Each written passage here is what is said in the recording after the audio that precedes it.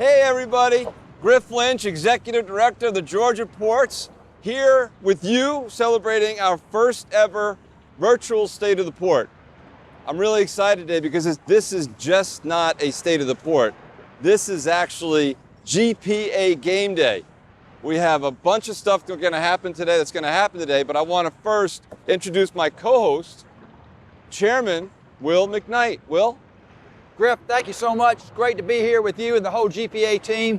Just really excited about this virtual State of the Port. Now, usually we're in an auditorium, but Griff, if you would, please tell us a little bit about this virtual State of the Port.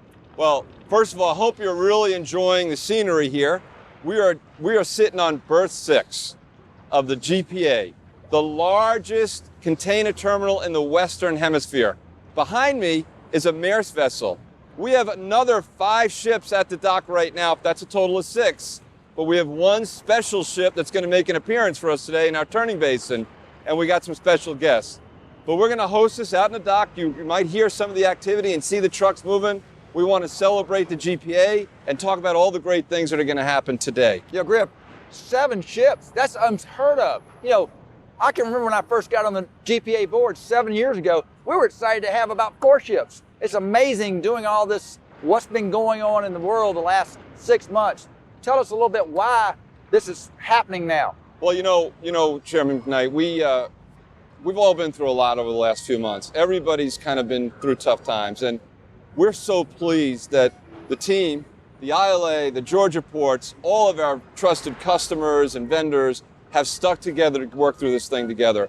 And while we had a few tough months, this first quarter of the year has been incredible. We're actually breaking records in a pandemic. Yo, Griff, my former chairman, Jimmy Allgood, told me how he was really sorry that I was not going to be setting records. But yet, you're now setting new records for tonnage and TEUs coming through this port. It's amazing. Your operate but isolate philosophy has really worked out great. No, it's great. And today, you know, what are we going to do today? We're going to hear a message from the Governor Kemp.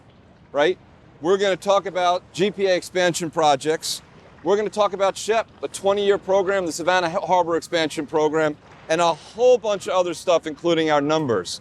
But Will, I'd like to pass it to you. You're going to introduce the first piece. Well, so it's great, gives me great pleasure to introduce our governor. Governor Kemper has been a strong ally of the entire GPA team. And it goes to show that he is really committed to making Georgia the best state to do business in. And you know, Georgia has been the #1 state to do business for the past 7 years. And it all goes back to that Governor Kemp is really in tune with large and small businesses. You know, Griff, Governor Kemp was a small business owner before he became governor. So that really feeds into what we're doing here at the Georgia Ports Authority. You know, I'm just so proud to introduce you to Governor Kemp, a message that he has about it for us right now. Greetings and welcome to the first ever virtual State of the Port. While I wish I could be with you in person, I'm happy to share Georgia's message of resilience and opportunity, made possible by the deepwater ports of Savannah and Brunswick. Over the past year, our nation has faced unprecedented challenges that have impacted our daily lives and our economy. We've had to rethink how we handle the logistics of healthcare, retail, manufacturing, and the global trade that supports these endeavors. Through it all, our ports have remained steady, keeping cargo moving, attracting investment, and building market share. As the nation's top gateway for agricultural products, the Port of Savannah provides the cost-effective connections our farmers need to compete globally. And our ports are the key to the success of advanced manufacturing in the Peach State, supporting production and connections with customers around the world. In the first half of 2020, the Savannah Port became the nation's busiest container port for U.S. exports, thanks to the producers and manufacturers who choose to locate in Georgia. Despite these unprecedented times, the fundamentals of Georgia's economy remain strong, thanks to pro-business policies, a world-class workforce, and an unmatched logistics network. From auto production to cybersecurity, to farming, flooring, and more, businesses from across the country and around the world have Georgia on their mind. My administration remains focused on providing real opportunity for hard-working Georgians. And with great partners like the Georgia Ports Authority on our side, I know that our best days are ahead. By continuing to invest in workforce development, prioritizing innovation, and maintaining a top-ranked business climate, we will emerge from our challenges stronger than ever. Thank you, and God bless. Thank you, Governor, and your entire staff for all the work you do for the Georgia Ports Authority. And with that, I need to thank our entire GPA board, executive members Joel Wooten, Kent Fountain. Griff, tell us a little bit about when the governor first started, when he first came into office, and how you met him for the first time. Well, as you know, it's a great story. You know, when you sit in this seat, new governor coming in, and everybody's curious, how's it going to go? And you get the call, let's go visit with the governor. And I didn't know what he was going to say, but I got to tell you, this is a man who believes in the state of Georgia, and he believes in the Georgia Ports Authority. His words to me and to our entire team were, you guys are expected to run that port like you've been running it. Run it like a business. We want you to create jobs for Georgia. We want you to stimulate economic development. And we want you to make sure we have the best port in the world. And that's what we strive for every day. And it's a perfect segue to talk about our next segment. Whenever we have a big project, we start talking about that a long time in advance with you and the entire board. And we say, hey, look, strategically, this is where we need to go. And, you know, I mentioned we have a 10,000-foot berth here. We can handle 8 ships alongside right now. But one of the challenges we have, as you know, is we have a demand for more larger ships. A couple of years ago when the Panama Canal opened up, we had the first 10,000 TEU ship come through. I remember that. And we were ready to go, right? We had our berth, we had new cranes and ready to go. Then we had a 12,000 TEU ship, and we worked a 10 and a 12 side by side.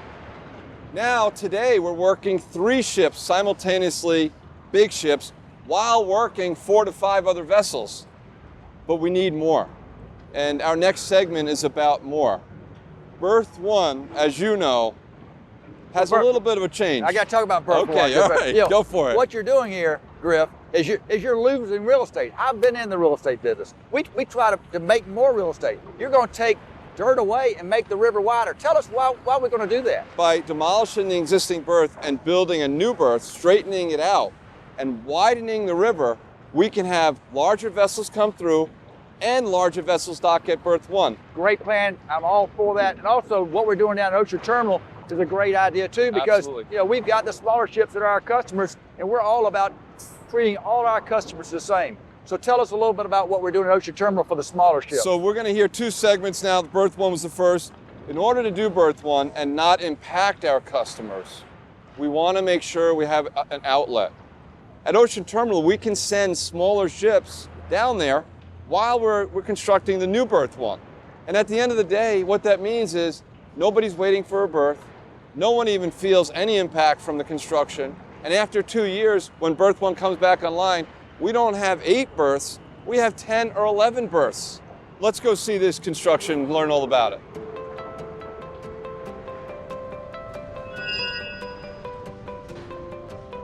Hey folks, I hope you're enjoying the program so far. This has been a very exciting state of the port, and we've got some more great news for you. We're standing on berth 1 of the largest container terminal in the Western Hemisphere. If you look behind me, you'll see the berth actually, for those golfers out there, dog legs right. So what we're going to do is we're going to straighten this berth out. So everything that you see next to me will become water, and the berth will be alongside where I'm standing now. And what that does is it opens up the river, allows us to put larger vessels, and it will be aligned with berth 2, which you can see in the distance. And what that's going to do for us is it's going to allow us to handle 4 15,000 TEU ships simultaneously while we handle 3 other vessels. That is an increase of 1.5 million TEUs of capacity on our berth alone. So as we convert this berth, the other thing we're going to do is build massive ship-to-shore cranes right here. They will be the tallest on the East Coast. That will allow us to handle not only 15,000 TEU ships, but 20+ thousand. During the time that we're doing this project, we're actually going to move smaller ships to Ocean Terminal. Ocean Terminal today is a break bulk facility, but we're in the midst of converting a portion of the facility to containerized freight. And I'm going to send you down right now to visit with Susan Gardner, Senior Director of Operations and Projects, who's going to tell you more about our project at Ocean Terminal. Thanks, Griff and Will. Welcome to Ocean Terminal. Behind me, you can see a big construction project going on. We're very excited. Our engineers and our contractors are working diligently to transform this operation into a container operation while maintaining our ability to handle our break bulk and general cargo customers. We are working here at berth 18. Behind me is what will be the container yard, and over to the left will be the berth that is handling some of the container vessels. We've already taken delivery of 2 mobile harbor cranes. They've been commissioned, and we are doing operator training right now. Soon, we'll be taking delivery of new Coney RTGs that will be coming in later this year. We're also going to be adding about 300 reefer plugs and a reefer service area to be able to handle the refrigerated cargo that will be coming to Ocean Terminal. As you can see, construction is underway. It is on time. We expect construction to be finished before the end of this year, with the first vessels coming in the early part of 2021. In addition, as part of this project, we'll be implementing the Navis N4 terminal operating system. The reason why this is important is because it gives our customers the visibility to what's actually going on behind me.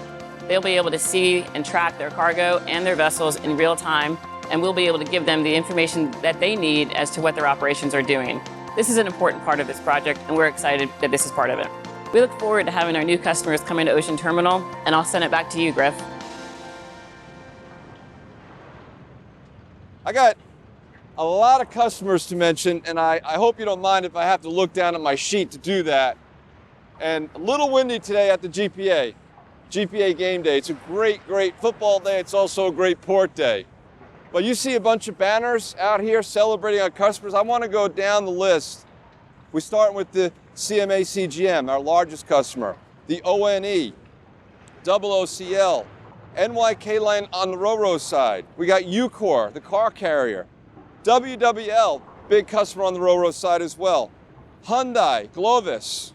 We got Turcon, Seaboard Marine, ACL, Costco, another big fast-growing company, Evergreen, based in Taiwan, the G2 Ocean, MOL, MSC, Maersk Line, K-Line on the Ro-Ro side as well, Zim, longtime partner of the Georgia ports, Yangming, Sealand, HMM or Hyundai, Hapag-Lloyd, another large customer at the GPA, by the way, great partner for the GPA as well, Hamburg Süd and Grimaldi Lines. I want to make sure we say thank you for bringing your ships and trusting your business to us. And now let's go back to the desk.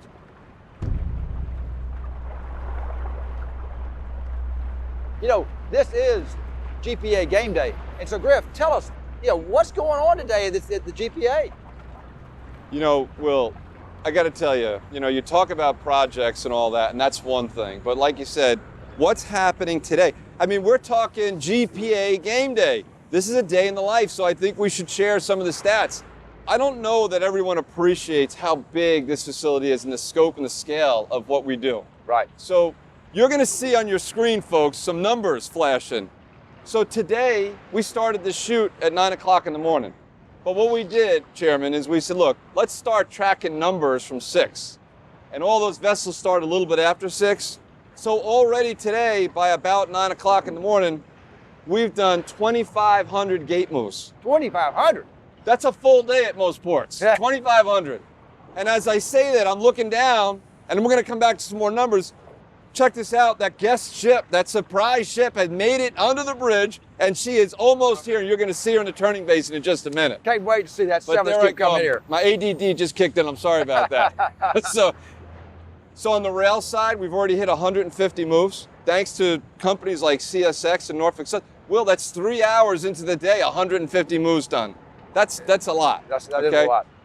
Norfolk Southern, CSX, great partners. We'll be talking a little bit later about the Mason Mega Rail, so we'll save that for later.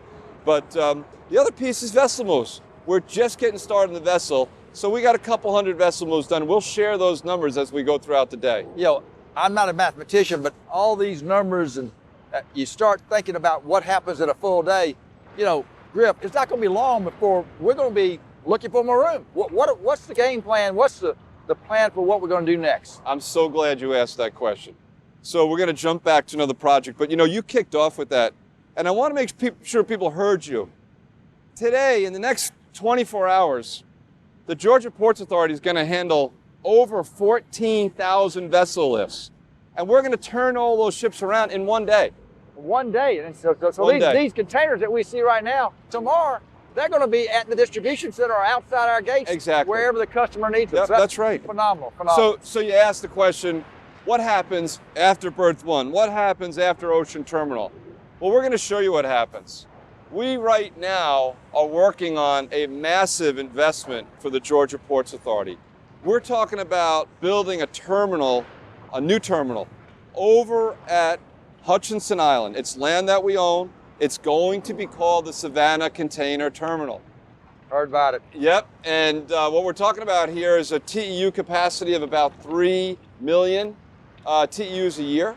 We're going to have 3 berths handling 320,000 TEU ships simultaneously. And so this will be a great investment for the GPA. And Will, where we're at right now as we're designing that, we will submit our permit application by the end of this calendar year. So right, by December, just a couple months away from today. And we expect to receive that permit in 2 years. And I'm glad to report that the board's approved the money for the design of that.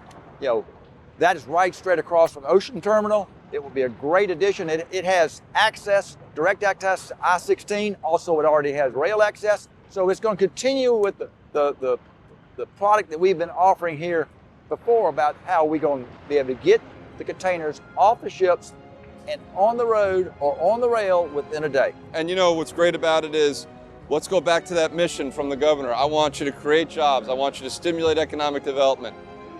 And that's what that project will do. And what it also does for our customers is they know they can grow with us. They know we're in it for the long haul because we know they're in it for the long haul. I've been talking about a special guest and a special ship. Well, guess what? It's all here. Sitting next to me on my left is Ed Aldridge. Circled the world in this industry, been around a long time, 40 plus years, known by everybody. He's now the president of CMA CGM and APL North America. Ed is here for the arrival of the CMA CGM Brazil, the largest ship ever to call the Georgia Ports Authority, or the East Coast for that matter. Ed, I want to welcome you to the Georgia Ports. Griff, thank you much. It's great to be here. What an exciting day. Will, nice to meet you and share this historic moment with both of you guys. We're very proud of this. Ed, you're sitting where Lee Corso sits. You know that? I've watched Game Day many times. It's a great show. I'll try to live up to his reputation. You know, Will, what do you think? So Ed, you know, we've got this 15,000 TEU ship coming. So what does that fit in? How does that fit into CMA's strategic plan? And how can Savannah help you as far as being one of our largest customers to further with your customers? Well, first off, we are your largest client here in the port, and I want to say the port does an outstanding job. Thank you. I mean, outstanding job for us, an outstanding job for our customers, and the Port of Savannah is in our short-term and our long-term strategic plans. We know how the customers are positioning themselves around this gateway, how the customers are going to use this gateway to get to the interior part of this country. And we're here to serve our clients. And where the customers are going, we're going. Yeah, great. So we're going to be here, continue to build on this great partnership and great relationship, and exciting times. What we love about the Port of Savannah is the fact that you think the way we think. You're looking at providing differentiated services to your clients, all right, and you're putting all of the infrastructure around it to make this happen. So we go where our clients ask us to go. Right. This is becoming a major hub for them in the Southeast, and we'll be here to support them. What do you think when you see your ship out here? What are you thinking about that? I mean, this is awesome. You think about, I've been in this business 40 plus years. I used to work on a tugboat.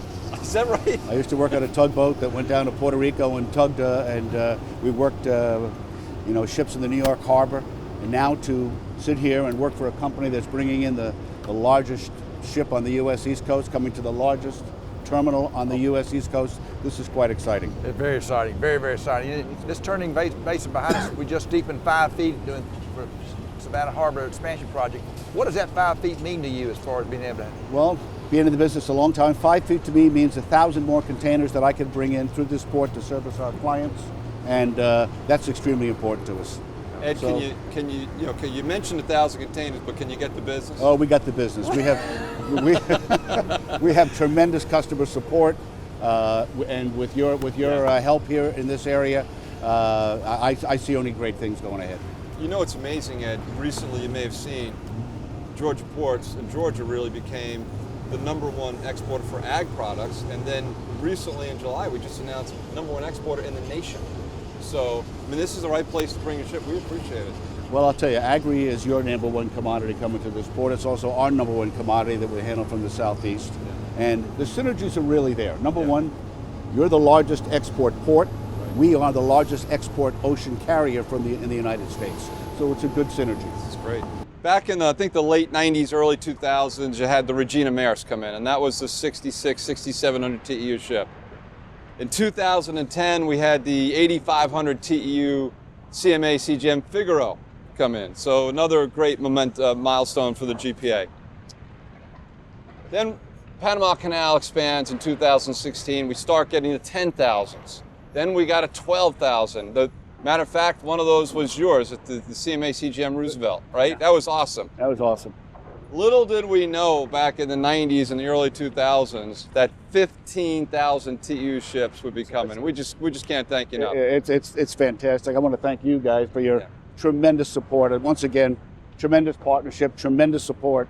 And we're all here to service clients together and take good care of them. Absolutely. And together we do a great job. You know, one of the other things that, look at it. I mean, can you get a hold of this thing? Oh my God, look at this. I mean, that's unbelievable. Unreal. On the other side of this, we have a dredge, which we hadn't pointed out yet. That is the Shep project happening right now. You can see it in the river, just adjacent to your ship. The channel here has been extended to 1,600 feet to allow a vessel this size and longer to come in. And I'm just enjoying it. It's making me speechless to see this thing. But that part of Shep is now done. It's completed. This is what it's all about. But you know, behind those steel containers are people. People like you, people like your team, your customers, and that's what makes it happen. And it isn't just about the ship coming in at the port and staying here at the terminal. It's going to the customer's premises and to the ultimate consumer. And your product that you've got in place, your 1, 2, 3. Yeah. Your 1, 2, 3. Oh, outstanding. You know, we love that. So what? We got new cranes coming in. So you talk about 23,000 on this size. You be ready? We got some new cranes coming in, going to be a little bit bigger. So we're ready for that.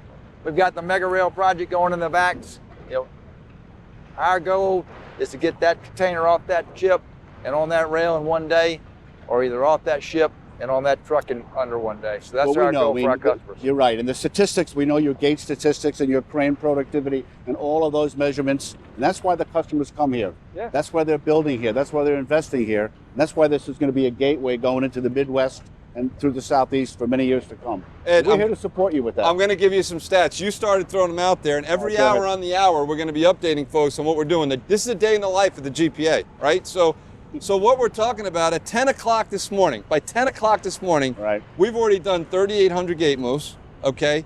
We've done 1,200 vessel moves, and the big guy is not even here yet. Yeah. And we've done 250 rail moves. That's, I mean... very impressive. It's unbelievable. Very impressive. You guys, as I said, you guys do a great job for us. Thank you. Appreciate it. Thank you so much. Ed, I want to thank you for joining us today. We can't thank you enough for being here. Great job. Thank you very much. Listen, before you shit, you got to pick your colors. You're Lee Corso, man. All right, I'm Lee Corso. I'm taking the white team. All right. But GPA's a winner. White GPA GPA's a winner. There we go. All right. Good deal. Thank you so much. Thank you so much. Thanks so much. Thank you. Great job, man. Thank you. Thank you. Thank you.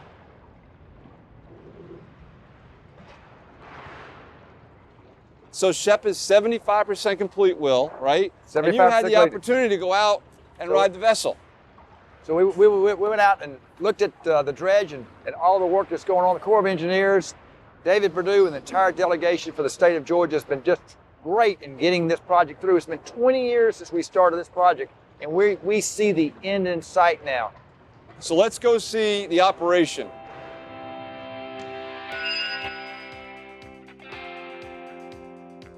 Thank you, Griff. Yeah, it's a special day. We're out here on the dredge JS Chatchery. Weeks Marine is a brand new dredge, not even a year old, $60 million state-of-the-art, 34,000 horsepower dredge. It's moving millions of tons of material for this project. It's very exciting to be out here at a point where we can look forward and see the finish line. We are 1 year from completion, the dredging of the Savannah Harbor expansion project. At this point, we are approximately 75% completion total in the dredging. The entrance channel has been finished for a couple of years now, and now the work is underway in earnest on the inner harbor. And again, that work will be done in about 18 months. It's an opportunity for me to see a great partnership in action. The operational arm of our organization. The district is the place where the action happens. It is where execution occurs. And though my responsibilities in Atlanta cover the entire region, the entire Southeast, what we're doing here, what I'm seeing here, is what I hope to replicate throughout the region. We enjoy a great partnership with the Georgia Ports Authority and the Georgia Department of Transportation. And that's led us over a 20-year adventure to get us to this point that we're actually in the final deepening stages of the harbor, where we're actually deepening this economic artery, finishing that out, and it's going to bring prosperity and economic benefit to this entire region and to the nation. Senator Verdue's here with us today. He's been a great friend of the Georgia Ports Authority. Before he went to Washington, he was a member of our board. Then he went to Washington as a senator and has just been a great friend as far as the funding of this project. You know, Georgia and the people of Georgia have been trying for 20 years to deepen this port. And frankly, just 5 feet, that's what we were trying to do, that's all. This investment here, about $1 billion, gives us about a 7.3 return on investment. That's remarkable. That's a really high return on investment. This is the fastest growing port, the third largest port, and our largest exporting port in America is right here in Savannah. And when we get through with this, the post-Panamax ships will be able to come in here fully loaded. That'll dramatically increase the volume of this port. It's amazing to me that this dredging operation would fill the Georgia Tech Bobby Dodd Stadium 19 times. We will see the completion of this by the end of next year, the end of 2021. That's a remarkable achievement after 20 years of trying to deepen this port just 5 feet. Well, you know, I can't help but notice your shirt. You have your Georgia-grown shirt on. And what better testimony to Georgia being a great place to do business, and you got a port that is now the leading export port in the country for containerized cargo. And when you get the deepening in place, you have 5 feet greater depth. And with each foot, you get between 150 and 200 extra containers per foot of draft, which is amazing. And that is the biggest impact of that is on our exports. So our Georgia-grown products will have better access to market, cheaper access to market, and that's really what the economics of the whole project are. A 7.3 to 1 return on investment on $1 billion project. But it's because of that Georgia-grown opportunity, because of the manufacturing base that we have here now, and of course the consumer demand that generates that with the continually growing demographics of the area. Even though it might have taken a little while to get here, it's perfect timing to be hitting that finish line.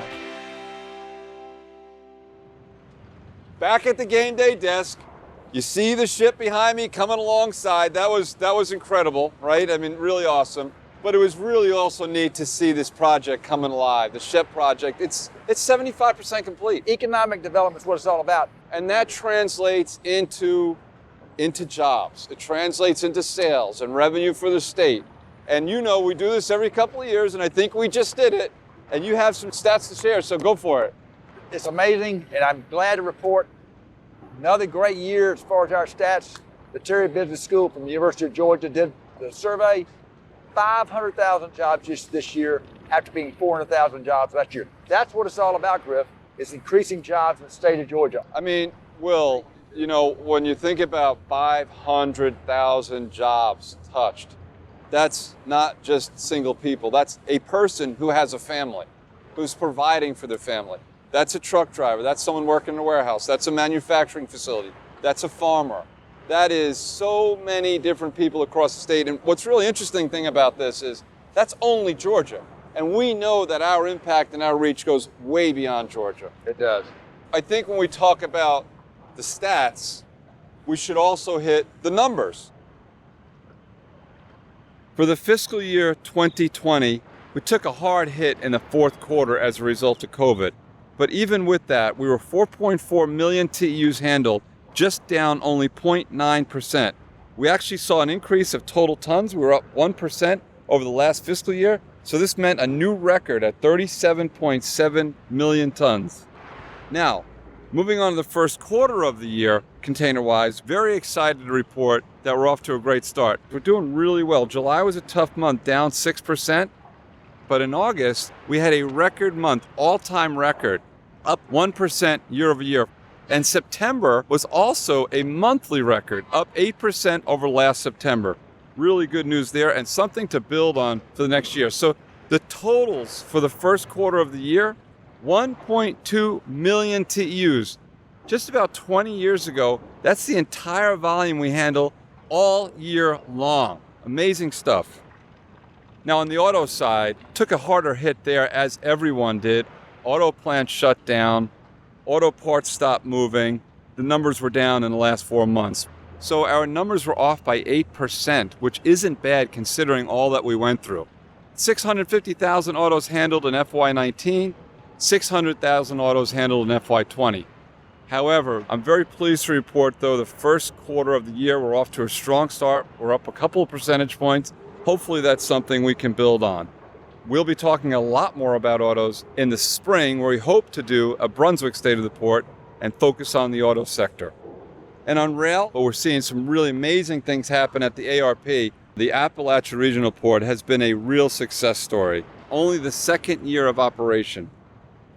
And here in the first 3 months of the year, the first quarter, we're at 16,500, up 75% on great numbers last year. So this year, we expect the ARP to handle over 30,000 loads and almost 60,000 TEUs. ARP is the new inland port that we built just 2 years ago. And when you think about lifts and volume, we never expected it to be as successful as it is. And we worked with the state, right? Governor Deal and Governor Kemp's team. And we said, look, this has definitely got some economic development potential here. There's a lot of land around it. What have we seen happen?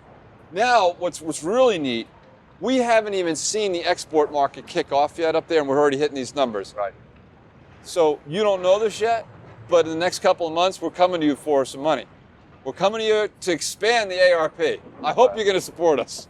I guarantee you the board will support growth like this. We were thinking the ARP was going to be a loser for 5 years. It's phenomenal what y'all have done up there, Griff. Great job by that whole team up there. Thank you. I think when we leave off at ARP, it's a great time to go to the Mason Megarail. Because if all this intermodal stuff is going to be adequately supported here at home at the Garden City Terminal, you got the biggest container terminal in the Western Hemisphere. Why shouldn't we have the largest rail facility, on-terminal rail facility here in Garden City? When you told me that we were going to be putting 10,000-foot trains together on our port, I said, you're crazy. Well, I think what we should do is, we had this session at the Megarail. Let's go see the Mason Megarail. We were so happy to have Mike Simonanis, a director at Allenberg Cotton, a Louis Dreyfus company, join us just last week. And let's go hear what he has to say. Here we are now at the Georgia Ports Authority Mason Megarail on the Garden City Terminal. We've heard a lot about the Megarail over the years as we build it. You've seen it on paper, but now we're here to show it to you in real life. So the Megarail's coming along. We're building 85,000 feet of track. As you can see, the new track being laid and a brand new overpass for the trains to pass under. And as we come over, you'll see the chassis yard on the left side with more track to be laid for the S-turn. We pass over Route 307, and then we make the turn. And on the turn, you'll see on the left side the brand new bundle of 9 tracks with 2 rail-mounted gantry cranes. It is fully operational as of last month. And on the right side, the construction is now happening to bring the second bundle of 9 tracks operational. At the end of the day, folks, what we're talking about here is we'll be able to handle 6 10,000-foot trains simultaneously.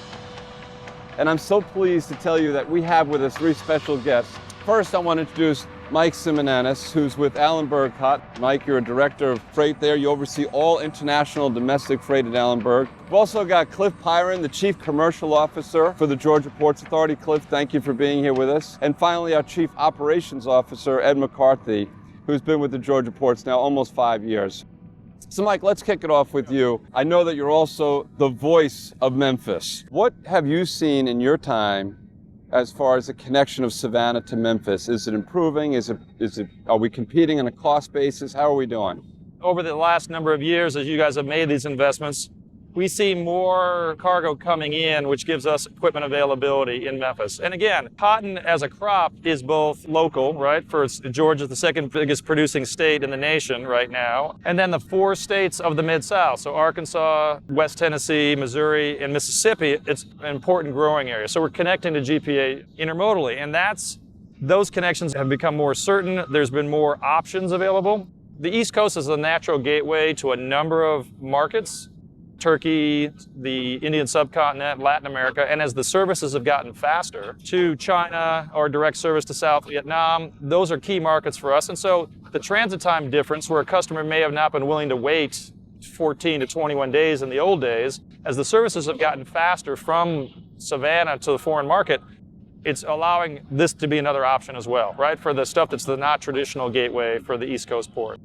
We're going to naturally go where the capacity, equipment availability, vessel spaces to serve our customers. We're not looking to compete both coasts against each other, but there's a lot of inherent advantages in Georgia and through the Port of Savannah that allows us to kind of move our crop specifically through the Southeast and through you guys. Cliff, Mike talked a lot about the export side. Why don't you tell us what's happening from a GPA perspective and growth to Memphis and what you're seeing on the imports? Well, it's been exciting growth at the Georgia Ports Authority. Intermodal has been our fastest growing market, and Memphis has been the fastest growing of those intermodal markets. So over 43% in the last 3 years, but it just continues to explode for us going into Memphis particularly. So we are very excited with this mega rail product and the value that it's going to bring to the Georgia Ports Authority. So Cliff, on any given year, as you know, we're running at about 18 to 20%. Rail is running 18 to 20% of marine lifts. Where do you see us going over the next 5 years, given the mega rail coming online? I think really we're forecasting within 5 years it would probably be between 25 to 27% of our lift. So as we continue to go through our gateway here, our intermodal lift is going to continue to outpace our other growth here through the port. So it is an exciting time. So Ed, that's a lot of lifts. Can you handle it? He doesn't concern me at all. Absolutely, we can handle it. The beauty of this project is these 9 tracks, between the 2 bundles, we'll be able to handle 6 10,000-foot long trains. That's over 12 miles of rail track being loaded and unloaded every single day. Get unit trains out to Memphis, Chicago, St. Louis. We're already doing it to Atlanta. So yes, we can absolutely handle it. No, that's great. When Ed McCarthy started with us a couple of years back, he looked at our time to connect from ship to rail, and we were in that, let's call it 48-hour range. And Ed said, we're going to be world-class. We're going to get it to 24 hours. And I'm proud to say, Ed, under your leadership, we've done that. The first thing that we did was recognize that coming off the vessel, the containers just were not reaching the rail timely enough. And the team really brainstormed some efficiency ideas on how to work it through the stacks.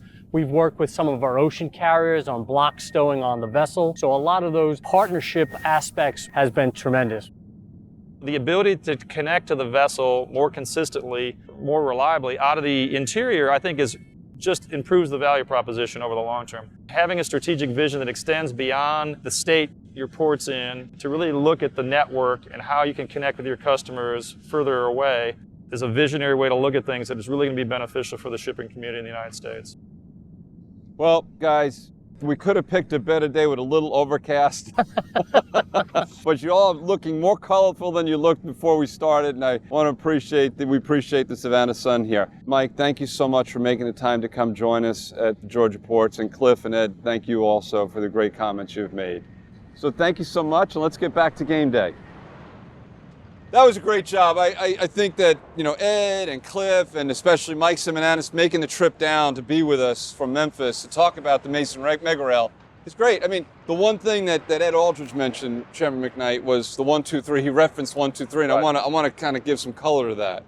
The 1, 2, 3 program is all about the GPA using our scope, our scale, berth size, cranes, the Mega Rail to convey cargo from the ship to the rail in one day, 24 hours or less. Only port in the country. Yep, I mean, we want to be the 24 best. hours.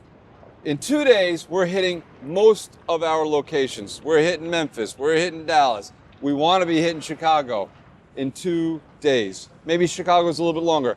Third day, our customers are picking that cargo up. We want to keep it simple at the GPA 1, 2, 3 rail program.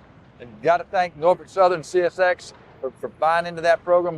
And I'm going to take a moment again. We got to deviate from the script. I'm seeing now the 7th ship right in front of us dock, the MOL Celebration. I mean, this is incredible. We got the 15,000 CMA CGM Brazil just docked, right behind another. We've had 4 or 5 ships come in this morning, and I think we got to get out of the way soon here. We got to use this first. So 12 o'clock, but I think it's a good time to talk about, the MOL coming in. We've got cranes for that, and then also you look back here to the Brazil. Yeah. We've got our 6 new cranes with 152 feet lift height. Those cranes brand new. When we redo berth 1, we're going to order 6 more cranes. So we got to keep changing based upon what our customers need. We are now commissioning the last 2 cranes. You can see them down there, the very last 2 of the 6. 4 of those cranes just recently commissioned, best in the business. We have 36 cranes on the dock. That's what allows us to handle the 8 ships. And so, as you said, with berth 1, this is just the beginning. It's not ending here. This is the beginning of the story. Got to keep working. But as we kind of, let's transition now. We're moving on, and we got to make sure we recognize our great partners that allow us to serve our customers the way we do. And that's the ILA. And we have a really special guest here that will help introduce another piece. And he's a great friend of mine, a great friend of Chairman McKnight's, a great friend of the GPA. And his name is Willie Seymour. And Willie has been in the industry over 40 years. He was a president of the ILA 1414, the local. He's now a vice president of the international. And he's a great advocate for our port and for the ILA. And why don't we ask Willie to come on up and join us right now? Great deal. Bring Willie up. Willie Seymour, come on down.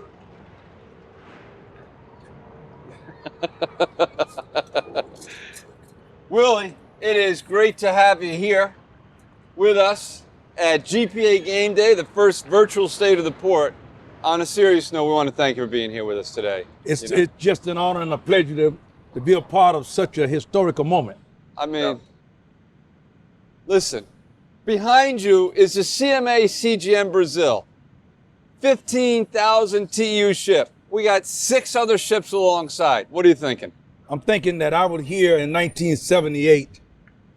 Who would imagine on this day that we would have such an enormous effect on the economy of the state of Georgia? Willie, I got to tell you, from a GPA perspective, we can't thank you and your entire team for all the things you do. I mean, we're sitting here among this, and you got cargo moving. Yes. I mean, and it's happening because the ILA is here working in conjunction as a team with the Georgia ports. I don't think people outside of Savannah really understand, Savannah and Brunswick really understand what's going on, Well, I'll tell you, to have the most intertwined working relationship with any port in the United States, we are very unique. And to have President Daggett, President Mike Vigeron, President Alan Robb, and all of the other officers, but extremely important is the men and women that work on these docks here in the Port of Savannah. Absolutely, absolutely. The men and women make this what it is. We come to work to make sure that the economy in the state of Georgia and around the world, we want to make sure that Savannah is always on top. And we've had a tremendous relationship with the GPA. One of the things we're doing, Willie, each hour on the hour, we're giving kind of an update of what's happening around the terminal, because it is GPA Game Day, and this is a day in the life of the GPA. So I got my technology here in front of me. I want to read to you some numbers. So starting at 6 o'clock in the morning, we have done now, for 11 o'clock update, 5,200 gate moves, 1,700 vessel moves, 340 rail moves. And we don't even have all the vessels working. All the vessels really start at 1 o'clock. I mean, we had a couple ships, but starting at 1 o'clock, we got 23 gangs going to work. What do you think? Amazing, amazing. And to think that we never even envisioned that we were going to be in this position. Oh, yeah. Some years ago. And to see where the GPA have grown this area and the ILA have played such a tremendous role in what we do. Willie, stay with us a minute. We're going to go to the video, and then we want to kind of wrap up with you. Can you do that? Yes. All right, let's do the video.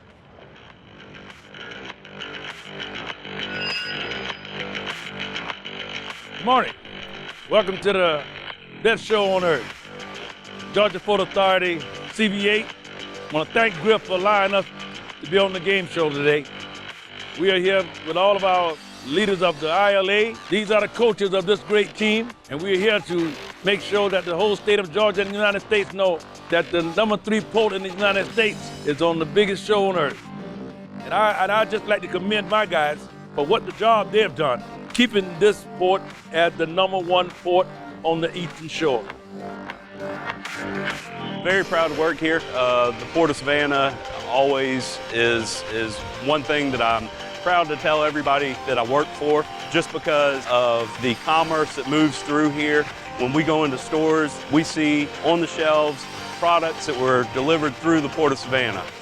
Do that every day is a blessing for myself and all the members that I represent. I used to watch my dad get up and head to work every morning.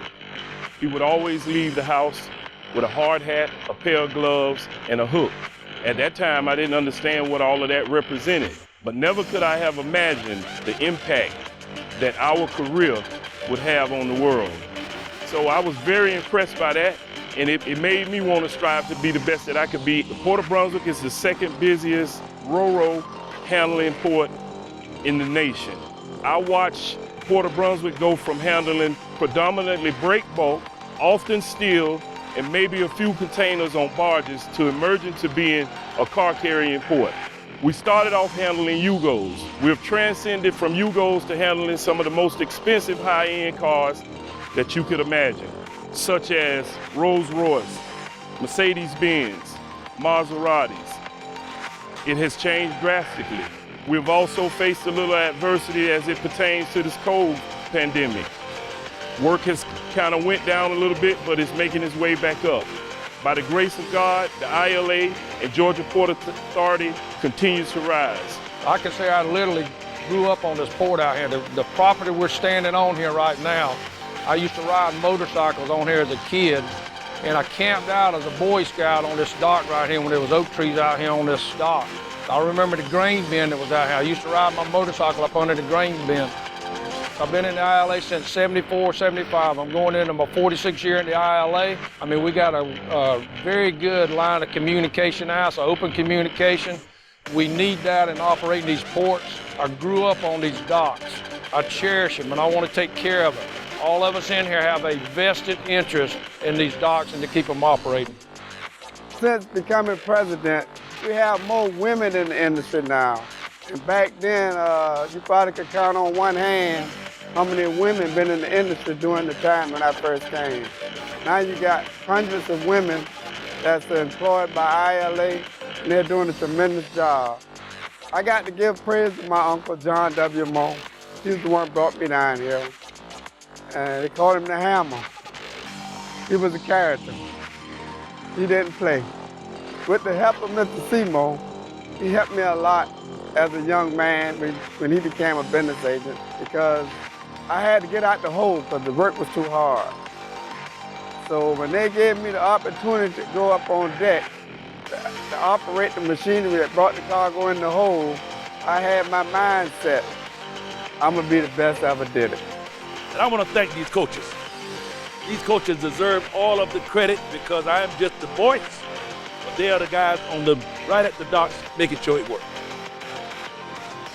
Let me take this portion of this program and turn it back over to the captain of this ship, Griff Lynch.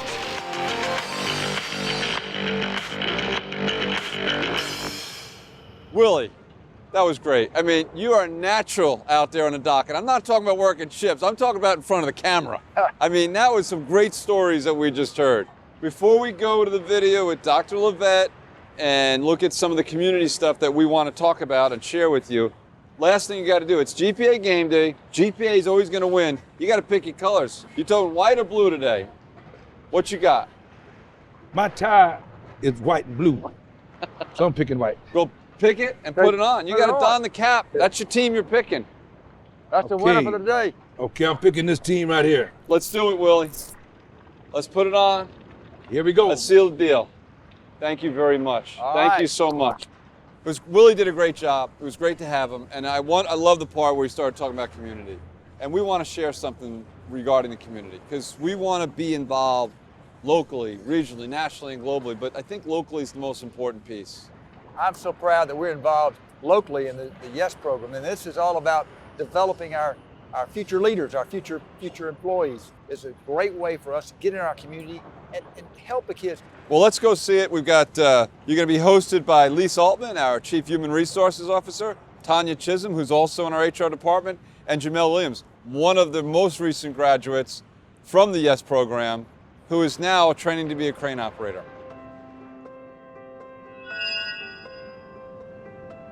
Thanks, Will and Griff. First and foremost, we are so excited about the YES program, and we're just so proud of the tremendous success we've had with it. We went from classroom to out here with one of our biggest cranes, and it's just been a fantastic opportunity for these students. We cannot thank Dr. Ann Levitt and her team enough for helping us through this program for the last 2 years. She has been a tremendous help in finding the students for us to learn and grow and bring out here to the port. So we've been really excited and we can't thank her enough. The 2 graduating classes we've had, we started off with 6 YES students and we went and had another 8 last year, and these students are absolutely amazing. They are already cut loose as equipment operators, and now we have a fantastic student, Jamel, who is going to be a ship-to-shore crane operator and one of these crane operators, so we're really excited about that. It is extremely rare with someone at his age to already be training in one of these humongous cranes. We're very excited about this. I mean, pumped up. Now to hear more about the YES program, I'm going to kick it off to Tanya Chisholm, our Manager of Training and Development. The YES program was developed to define and train and retain students to be top performing employees with the Georgia Ports Authority. The students are brought on board, they're training for 1 year, they are put with a mentor, which is an experienced GPA employee that's going to train them how to operate all of the equipment that the Georgia Ports Authority has, including jockey trucks and RTG, which is the rubber tire gantries cranes. The program also consists of hands-on and classroom training. The students are learning from the best in the business. Our employees take great pride in training these students when they come on board to learn the equipment, how to do it and operate it safely and productively all at the same time. This is a paid opportunity for these students. It is not an internship. These students are actually employees with the Georgia Ports Authority. They're getting paid as they go through the training program. Once the training program is complete, they will then be promoted to equipment operator, making that equipment operator's salary. I wanted to be a ship-to-shore crane when I first seen the port, and I seen these big old river cranes. I first heard about the program through the Georgia Port Authority, the Human Resource. It prepared me for a career coming straight out of high school with not really much experience of just jumping right into a career job. The best thing that helped me through this program is being accessible to HR, our mentors showing us the ropes of Georgia Port and how everything operates. It also taught me just to be myself, be safe, take my time, and just to communicate efficiently and on a professional level, just learning the different tasks every day. The YES program just allowed me just to invest in my future where I can retire at a good age once I get there, and also allow me just to have a great life. Back to you, Griff. Hey folks, here we are at the Henderson E. Formey School, and I have 2 distinguished guests with me. We've got Dr. Ann Levitt, who is Superintendent of Schools for the Savannah-Chatham County School System. We've also got a local businessman and philanthropist, Sylvester Formey, whose dad was the former superintendent in the history of Savannah and the namesake of this school. Several years ago, we approached you with an idea. The Georgia Ports approached you. And we weren't sure how it was going to be received. We were having lunch and we said, Dr. Levette, we have this idea. We are having a challenge finding equipment operators. And we were thinking about it and we said, look, the next generation is in school right now. Why are we letting kids go get lost after high school? Some may not want to go to college. Can we grab them, mentor them, and bring them into the Georgia Ports and train them? We came up with a program named collectively called the YES program, and it was Youth, Equipment, and Safety.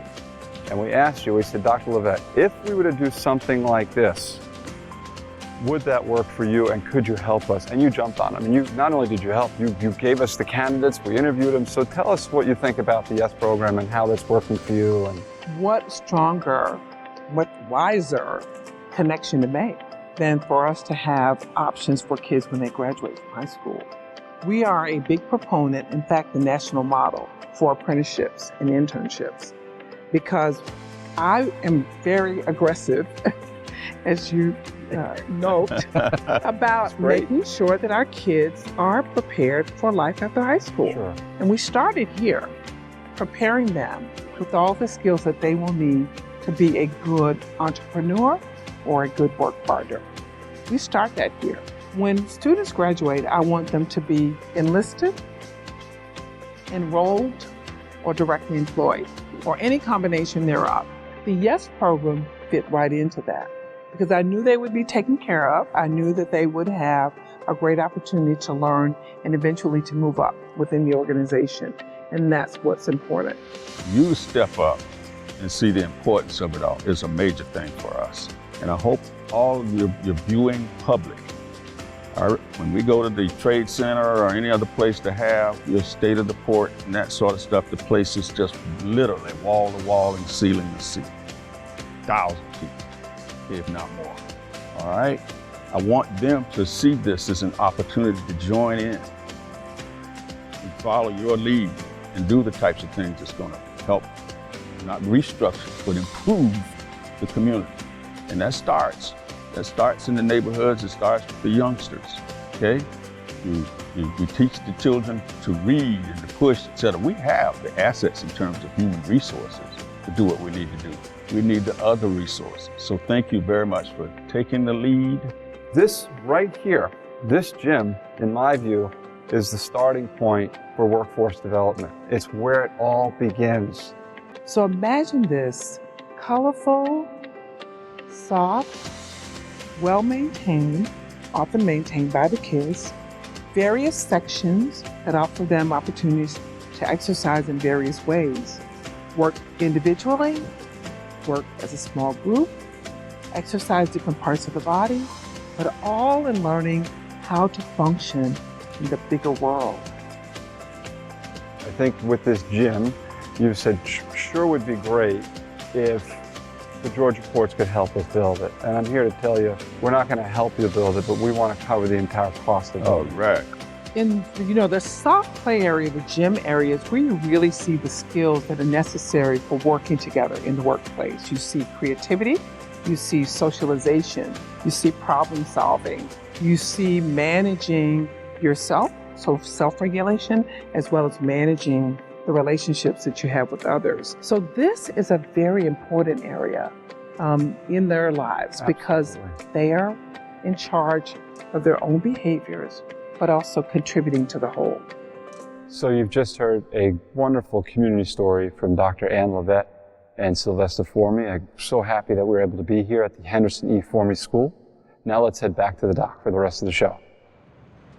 All right, welcome back from a great community video. Community is so important for us, but we're going to go in a different direction now, and we're going to talk about economic development. That's why the Georgia Ports is here at the end of the day. And we've got with us a very special guest, in Commissioner Pat Wilson, who heads up the Georgia Department of Economic Development. Welcome, Pat. Thank you, Griff. Appreciate it. How we doing? It really is amazing. You look at just yesterday, we had Papa John's moving their headquarters from Louisville. Wow. Today, I hadn't even heard that one yet. Yeah. I mean, it's just coming out one after another. I know. It's something that is in practically every day of our lives. It's, a brand that we all know that is coming to Georgia with their headquarters. Today we announced Bang Energy locating to Douglas County. It's another 400 jobs and 500 million investment, 400 million investment. It's amazing the opportunity that's going on and the momentum, especially considering the fact that the world is shut down for the most part. The great thing, I think, if you look at why Georgia is doing well, there are a few things that I think we could point to. One is how we've handled the crisis to begin with. Absolutely. And as a state, I give Governor Kemp and Dr. Toomey a lot of credit. Today, the governor announced our unemployment is 5.6%. I mean, that's amazing. I mean, in great leadership by all you guys. Great leadership. I mean, that's amazing anytime. When you look at project activity, the momentum that we've had as a state for the last really 10 years has maintained us through this entire crisis. How are you feeling now, Pat? I mean, where are we at? Are you seeing a lot of activity? Absolutely. Is it slowing down, or? It's funny that I was joking with the governor just last week that we have more projects right now than we have probably ever had. I don't have enough people to work projects. It's amazing. Businesses are making decisions. This is not a real. It's not a true recession, as in the sense of there was a decline in need. Yeah. There was just the world shut down. Right. And so businesses are taking this opportunity to make investments, to continue to grow, and they're planning for the future for when we come back. Will, we were talking earlier before Pat got here about this 7th year in a row, right? Best state to do business. And I actually joked, I said, Will, they got to be paying somebody, right? I mean, what's going on with that? How does that vote happen? Yeah, so there's a reason that we're really proud of that, of really that tag that we've gotten now for 7 years in a row. The magazine, Area Development, that awards it, Site Selection Magazine is the other one that has also named us 7 years in a row. These are site selection consultants that are polled. These are the people that bring businesses to all over the country. They work in every state, and so there are a number of criteria that they rank us. And out of 13 criteria this year, Georgia was #1 in 10 of 13 criteria. I mean, so not only are we doing well, but we're recognized as being #1 in a diverse, really varied level of criteria that site selectors look at in order to make these decisions. And before we go there, I've got one thing. We've been rolling a tape on the screen about what's happening actually today at the Georgia Ports Authority. Game day. And we're getting later in the day now. We're at the noontime break hour, and you see the cranes behind me over the CMA ship have now been boomed down, and the ship is ready to get to work. But I got to tell you, so 6,600 gate moves already completed at the GPA by 12 o'clock. We have over 300 rail lifts done. We're on the way to 800 plus rail lifts for today, and it's a light day. There's days we do 1,000 rail moves. And by the way, we're talking about a 6-hour period. This is not, all night long. This is starting at 6 to 12. And then finally, we have already done 2,100 vessel moves, and we don't even have most of the ships working. At 1 o'clock today, we'll have 23 ship cranes working 7 ships. So that being said, Pat, let's kick it over to the video. I want to thank you for being with us today. Thank you for everything that you're doing. Anything you need from the Georgia Ports Authority, just give us a call. We got to do one thing before he leaves. We got to choose a hat. Oh yeah, I forgot. We got to do the hat. We got to do the hat. It's GPA game day. You got to choose a color. You want to either go white or blue. I'm going blue. All right. All right, we got a blue guy. All right. All right, man. You got to don the cap. You got to don it. There we go. That is a big hat. Maybe I got a small head. Let's go see that video now. Thank you so much, Pat. Thank you, Pat. Appreciate it. Thank you, guys. Thank you. All right. Appreciate it. Thank you, Griff.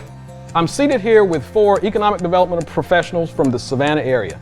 Trip Tolleson with the Savannah Economic Development Authority, Anna Chafin with the Development Authority of Bryan County, Benji Thompson with the Development Authority of Bullock County, Brant Herndon, the Executive Director of the Development Authority of Effingham County. We've experienced phenomenal growth over the past year. We've created an additional 60,000 jobs and added about $4 billion to the economy of the state of Georgia. We've done this in unique partnership with the Savannah I-16 Joint Development Authority Alliance. We're here for jobs and investment. One of the biggest driving tools, if not the largest driving tool that we have, is our partnership with the Port Authority. The Joint Development Authority has been in existence for 5 years. And so what we did is we put this thing together to regionally work together and market the Savannah region just as from a holistic point of view and focus on projects of regional significance. But as a group, as a whole, we feel like working together in the partnership that we've created only enhances what we're doing with the Port Authority. And so when you bring in a customer, when you bring in a prospect, they don't care about what county's doing what, they don't care what city limit lines look like, they just want to know where they have the best infrastructure and where they can hire the best workforce. Stacey, if I can jump in, one of the great things that Tripp alluded to is that we're really a team. You know, the four of us work really well together. Sometimes Tripp's the quarterback, sometimes Brant's the quarterback. You know, we all kind of switch those roles. One thing that a team has to have is a playbook, and one of the first pages in our playbook is the Georgia Port Authority and the Port of Savannah. So we really are able to take advantage of that. I think we're very blessed down here on the coast with having good infrastructure in place. We have I-16 that takes us all the way up to Atlanta, that connects all the way up to the Midwest. We have I-95 that takes us all the way down to Miami and all the way up the Eastern Seaboard. Also, we have 2 Class 1 railroads, both CSX and Norfolk Southern, that comes out of the port and continues up through the region. So when it comes to prospects, those are very important attributes that they look for in order to make good location decisions. In addition to the logistical advantages that others have discussed, I think I'd be remiss if I didn't mention a significant workforce advantage that we have in this region, which really becomes a game changer for our entire area. We're fortunate to have Fort Stewart, the largest Army installation east of the Mississippi River here, in addition to Hunter Army Airfield, and this provides a valuable workforce component for us. We have about 4,000 of what we call these heroes for hire that are separating annually from the military. They're cross-trained, they're computer literate, they have a great work ethic. So as the labor market starts to tighten up again and we recover from this pandemic, I think having these heroes for hire within our region is really going to be an attractor for new companies looking to consider our area. Look, think about it. We've got 75 million square feet of industrial space in the region. We've got 40 to 50 million square feet that's planned for the region. I mean, I would argue you're not going to find any other place in the United States. You go up northeast, you go to the West Coast, they don't have what we have, right? We have put Savannah in the region, in the state of Georgia. We are the gateway to the South. Nobody can argue that. And what we're doing and what we have done, what we've got planned, it is unbelievable, it's awesome. And the only way we do that is by working as a team. When you look at the infrastructure advantages, when you look at Jim DeLoach's coming online, you look at the widening of I-16, you look at the expansion project that's almost finished with the Port Authority, nobody can touch what we have. We continue to invest in infrastructure on the terminal. As each of you mentioned, the infrastructure outside the terminal, the connectivity to your communities is a key part of some of the successes that you've experienced. So in no small part to your efforts, we've enjoyed lots of success. The Savannah area will continue to thrive. The Savannah area will continue to grow thanks to you guys. Now, Griff, I'll turn it back to you. That was a great message you just heard. Welcome back to our final section of the GPA Game Day. I think the message just heard really drives home the message of Georgia and why we've been so successful. It's about economic development, working together across the board, across the counties and cities and locales to find winning solutions for the state. So, Mr. Chairman, I say right now, before we close this program out, let's go down and visit with the CMA CGM Brazil. And then we'll come back and wrap the program up. Sounds like a great idea. All right, so we thought we'd step away from the desk for a little bit here, take you out into the field and make you feel like you're a part of the CMA CGM Brazil operation. I'm standing here in the berth. We have 5 cranes now pumping out cargo and 23 cranes working on the dock. Today, by 6 p.m., we will have worked 7,000 vessel moves, over 12,000 gate moves, touching 13,000 perhaps, and 800 rail containers, a light day for us, by the way. We normally do over 1,000. So if you look behind me, this ship, 15,000, almost 15,200 TEUs, an awesome site. We got the ILA out here, we got the GPA crane operators out here, we got our brand new cranes working this vessel. I hope this gives you a great sense of what we're doing out here. Can't wait to show you more. Well, as we close out, I want to hand it to you before we do the final wrap. I mean, wow, what a day. I mean, this has been an unbelievable day to see the entire GPA working all through game day. You know, you can see around us the cranes, the truck drivers, all working in conjunction to get the cargo to our customers as quickly as possible. It's been a great day, Griff. And you know, with that, I got to thank the true people that make it all possible. Our customers, the ILA, and all our partners. Also, all your team, Griff. Your team, unbelievable.